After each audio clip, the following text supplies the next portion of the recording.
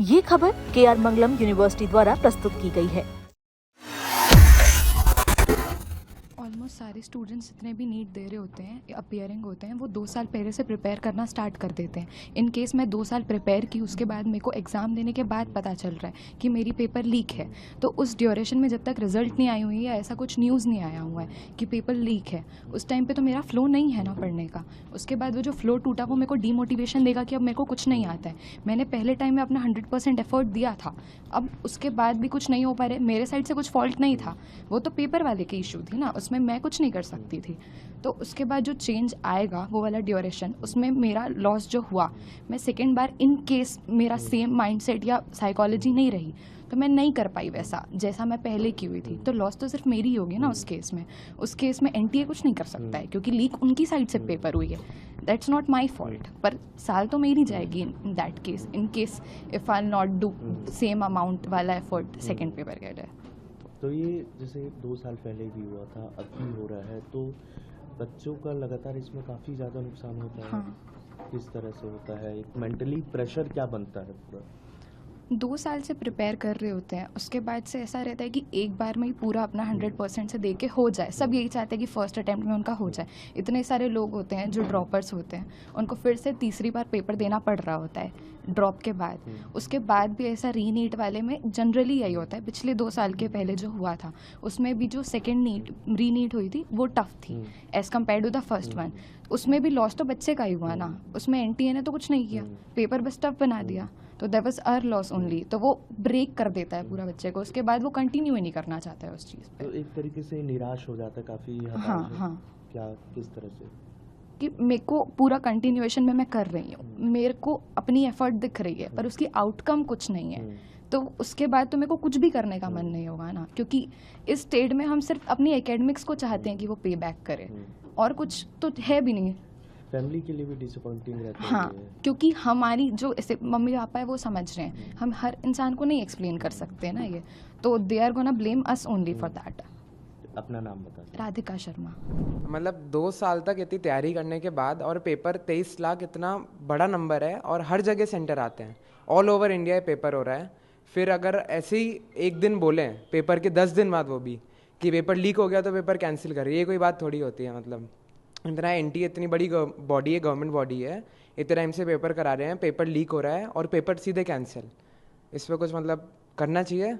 इतने बच्चे मेहनत करते हैं 2 साल, और मतलब ऐसे ही एक मिनट में उन्होंने मेहनत वेस्ट कर दी। सब एकदम रिलैक्स माइंड से, पढ़ाई कुछ नहीं करनी, और आप अचानक से बोल रहे हो अगले महीने आके वापस सीट दो। ये बात तो कोई बेकार सी बात होगी कुछ। मतलब मैं 2 साल से तैयारी कर रहा हूँ प्रॉपर एकदम, एंड पूरा मैंने अपना 100% दिया है। और नीट में भी इस बार काफ़ी अच्छा स्कोर आ रहा था टेंटेटिव आंसर की से, 710 नंबर मेरे आ रहे थे, और फिर अब ये ऐसे बोल रहे हैं, मतलब क्या ही बोल रहे हैं।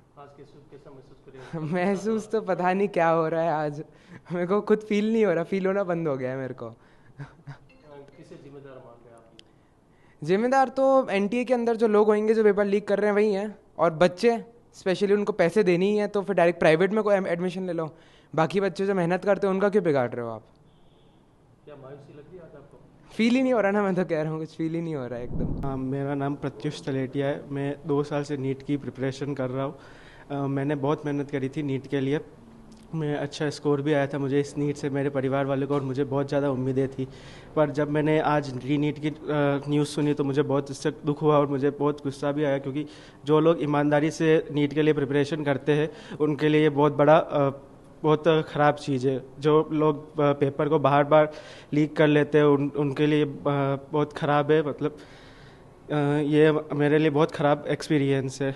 तो मैं चाहता हूँ कि री नीट तो एक अलग चीज़ है। मैं चाहता हूँ कि बार बार ये पेपर लीक वाली जो चीज़ है इसको ख़त्म करा जाए, और इसे मैं सरकार के ऊपर जिम्मेदार, NTA के ऊपर जिम्मेदारी डाल रहा हूँ कि वो बार बार पेपर को लीक करवा रही है। सर बहुत ही बुरा लग रहा है, मतलब समझ नहीं आ रहा स्कूल के एग्ज़ाम चल रहे हैं या नेशनल लेवल का कोई टेस्ट हो रहा है। सिर्फ ट्वीट करने से कि पेपर इजी आएगा हार्ड आएगा, उससे वो बच्चों को पहले डरा रहे हैं, फिर कह रहे हैं कि तुम हेल्प भी ले सकते हो। ये हमारा काम है, हमको कैसे मैनेज करना है हमारे इमोशन। आपका काम है कि आपको उस पेपर को सेफली रखना है, उसको लीक नहीं करना है। वो तो हमारा काम, हमसे एक्सपेक्ट किया जाता है कि हम बहुत अच्छे से करें, और एनटीए अपना काम करने में हमेशा असफल रह रहा है। हम 2 साल से तैयारी कर रहे थे, घर पर ही तैयारी कर रहे थे 11th-12th में, और मेहनत तो करी थी। हर कोई बच्चा ऐसे तो जाता नहीं है कि कुछ भी कर देंगे, हर बच्चा अपने स्तर पे मेहनत करके जाता है। फिर उसके साथ में ऐसा होता है तो फिर गवर्नमेंट एग्जाम से फिर भरोसा उठ जाएगा। किसे जिम्मेदार क्या जिम्मेदार किसे मान रहे हैं आप? जिम्मेदार तो वही अथॉरिटीज़ है एनटीए में जो ये सब लीक करवा रहे हैं। मतलब अगर आपको इतना ही पैसे का वो है तो कोई प्राइवेट सेक्टर ज्वाइन करो ना, वहाँ पर क्यों बैठे हो आप? देखो, जो भी इन्वेस्टिगेशन एजेंसीज थी इस पे वर्क कर रही थी, खासकर जो एसओजी गठित करी थी एनटीए ने आगे गवर्नमेंट के अप्रूवल से, और आईबी को भी इसके इन्वेस्टिगेशन के लिए इम्प्लीमेंट किया था। तो कहीं ना कहीं कुछ चीज़ें मास लेवल पे पेपर लीकिंग का पकड़ाई में आया है, और उसी की वजह से ये फाइनल डिसीजन आज इन्होंने लिया है कि पेपर दोबारा से कंडक्ट कराया जाएगा। तो मेरा जितने भी बच्चे कोचिंग कर रहे थे, प्रिपरेशन कर रहे थे, उनको एक पर्सनल सजेशन रहेगा कि इसको आप पॉजिटिव सेंस में लो, क्योंकि जो बच्चा मेहनत करके सिलेक्शन निकाल रहा था, इन केस अगर रिजल्ट आ जाता और आने के बाद में अपने को पता लगता है कि कट ऑफ बहुत ऊपर जा रहा है और मेरी एक्चुअल रैंक बहुत नीचे जा रही है, तो कहीं ना कहीं बाद में एक सेटबैक लगता।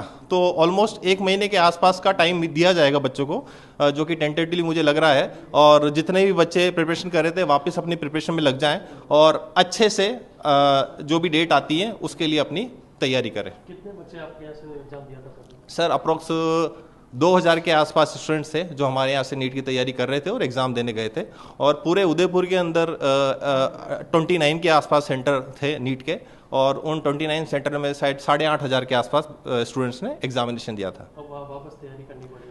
प्रिपरेशन करनी पड़ेगी, इसको पॉजिटिव सेंस में लेना चाहिए सभी स्टूडेंट्स को। कोई बात नहीं, थोड़ा सा सेटबैक लगा है बच्चों को जो अच्छे स्कोर लेके आ रहे थे, कहीं ना कहीं उनके लिए एक दुख की खबर है जिनका 710 स्कोर आ रहा था या फिर 695 आ रहा था, तो वापस से वही बुक्स उठाना थोड़ा सा और लगता है। लेकिन कोई बात नहीं, हम लोग भी थोड़ा सा बच्चों को मोटिवेट करेंगे और प्रिपरेशन करेंगे, और सिलेक्शन उनका कन्फर्म है। नेक्स्ट नीट जो भी नीट की डेट आती है उसमें एग्जामिनेशन देंगे, सिलेक्शन तब भी वो बच्चे निकाल के लाएंगे।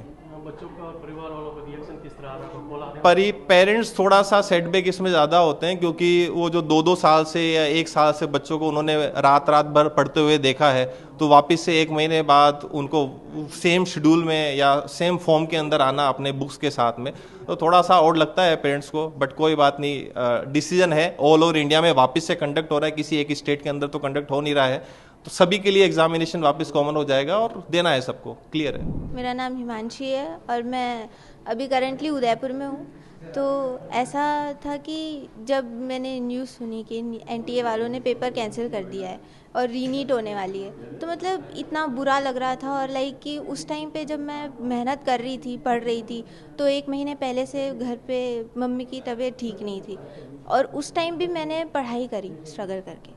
फिर भी अब उस सब स्ट्रगल का, उस सब पढ़ाई का कोई मतलब है नहीं, पेपर कैंसिल हो गया है एंड वापस से देना पड़ेगा, तो ये सेंसलेस लग रहा है बिल्कुल। मतलब इतना बुरा लग रहा है। और फिर एनटीए वाले भी पता नहीं क्या ही कर रहे हैं। मतलब पहले भी उन्होंने ऐसा किया था कि पेपर लीक हो गया है एंड रीनीट कराई थी, बट और इस बार भी वही सेम कहानी। मतलब एनटीए वालों को इस चीज़ पे कोई एक्शन लेना चाहिए सीरियसली। किस तरह की तैयारी की थी आपने? मैंने मतलब लाइक मैं ऐसा नहीं बोलूँगी रात भर जग कर पढ़ती थी, इतनी नहीं है, ठीक है। मैं अपने डेली काम में जो मम्मी घर के काम करना और उस सब के बीच में स्कूल के साथ साथ ऑनलाइन क्लासेस लेती थी। उसके अलावा असाइनमेंट्स अलग होते थे, ऑनलाइन क्लासेस के नोट्स अलग, और एनसीईआरटी वो सब पढ़ना, ऐसे ही इतने अच्छे से 3-3 बार एनसीईआरटी की रिविजन्स करना। और 2 साल तो मैंने भी मेहनत करी थी।